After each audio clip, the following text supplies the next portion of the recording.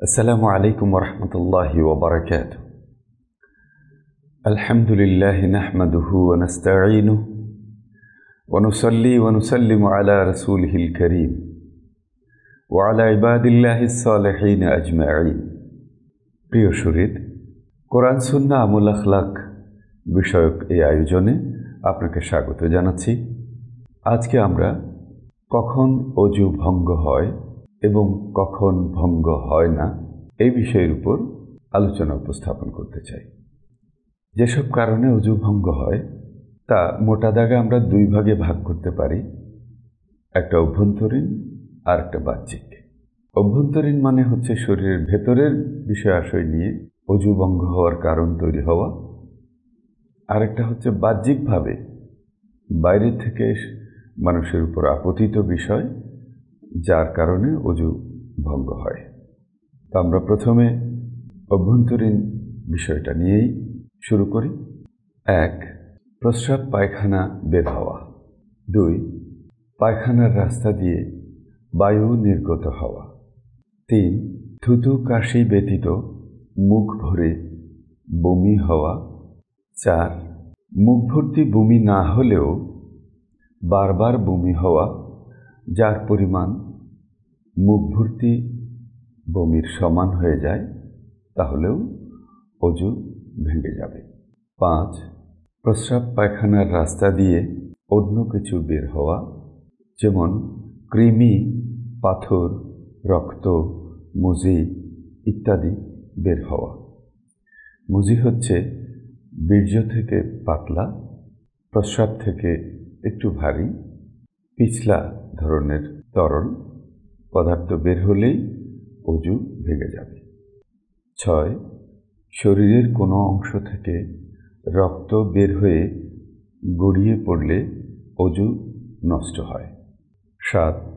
চোখে কোনো কষ্টের কারণে রক্ত, ময়লা বা পানি বের হলে অজু নষ্ট হয়, তবে যাদের চোখে সারাক্ষণ পানি বের হয় তাদের জন্য ক্ষমা রয়েছে।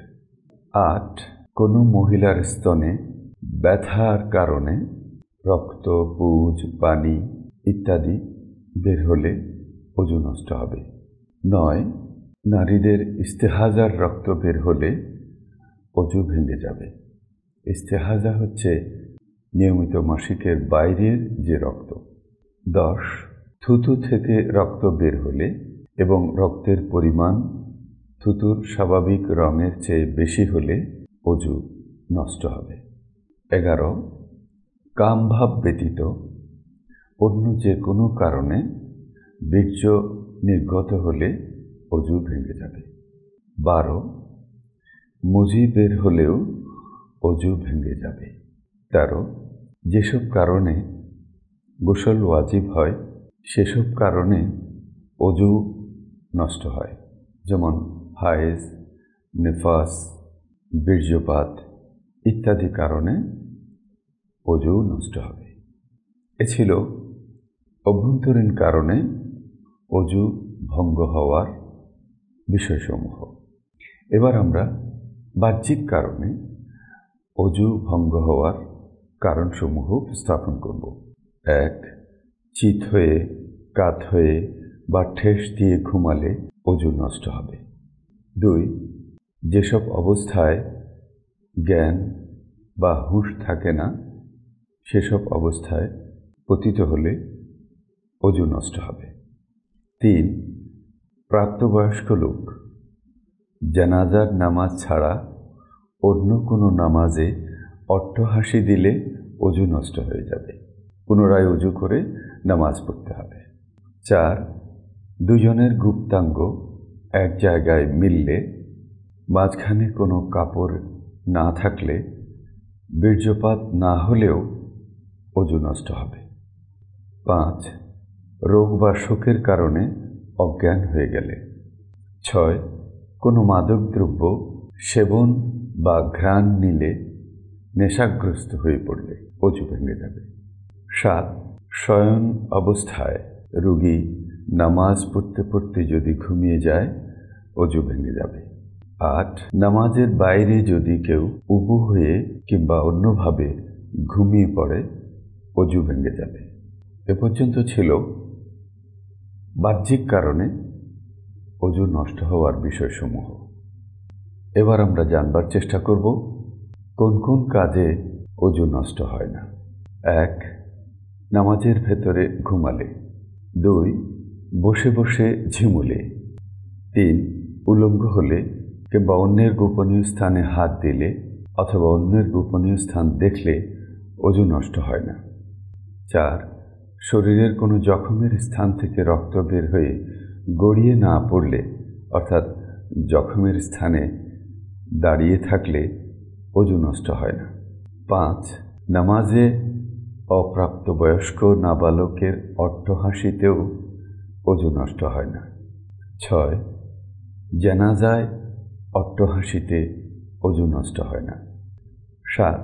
নামাজে অস্ফুট শব্দে হাসলে বা মৃদু হাসলে অজু নষ্ট হয় না। 8. মহিলার স্তন থেকে দুধ বের হলে অজু নষ্ট হবে না। 9. অজুর পর চুল দাড়ি কামালে বা মাথা নেড়া করলে অজু নষ্ট হয় না। 10.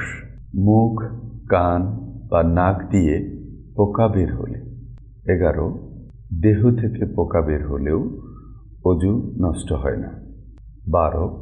ঢেকুর হলে, এমনকি দুর্গন্ধ ঢেকুর বের হলেও অজু নষ্ট হয় না। 13. কাশি ও থুথু বের হলে অজু নষ্ট হয় না। 14. পুরুষ মহিলা পরস্পর চুম্বন করলে অজু নষ্ট হয় না। 15. মিথ্যা কথা বললে, গীবত করলে বা অন্যায় করলে অজু নষ্ট হয় না। আল্লাহ মাফ করুন, আমরা এই জঘন্য অপরাধ থেকে যেন মুক্ত থাকতে পারি। অজু নষ্ট হোক বা না হোক, এ ধরনের অন্যায় পাপ আমলকে নষ্ট করে দেয়। তাই আমাদেরকে সবগুলো থেকে মুক্ত থাকতে হবে। শরিয়া অনুযায়ী অজু নষ্ট না হলেও এই মহা অপরাধ থেকে মহান রব্বুল আলামিন আমাদেরকে ক্ষমা করুন। এর বাইরেও আরও কারণ আছে, যেমন সন্দেহের কারণে অজু নষ্ট হয় না। যেমন বারবার একজন সন্দেহযুক্ত হচ্ছেন যে আমার অজু চলে গেল কিনা, অজু তো মনে রাখতে পারি নাই। না, এ ধরনের সন্দেহের কারণে অজু নষ্ট হয় না। অজু নষ্ট হতে হলে অজু ভঙ্গের যে কারণসমূহ আমরা বলেছি, সুস্পষ্ট এই কারণ আপনার মনে থাকতে হবে, স্মরণে থাকতে হবে। তা না হলে সন্দেহের কারণে অজু নষ্ট হয় না। মহান রব্বুল আলামিন আমাদের আমলের এই গুরুত্বপূর্ণ দিক অজু সম্পর্কে সতর্ক সচেতন থাকার তৌফিক দান করুন। আমিন। ওয়া আখিরু দাওয়ানা আনিল হামদুলিল্লাহি রাব্বিল আলামিন। আসসালামু আলাইকুম ওয়া রাহমাতুল্লাহি ওয়া বারাকাতুহু।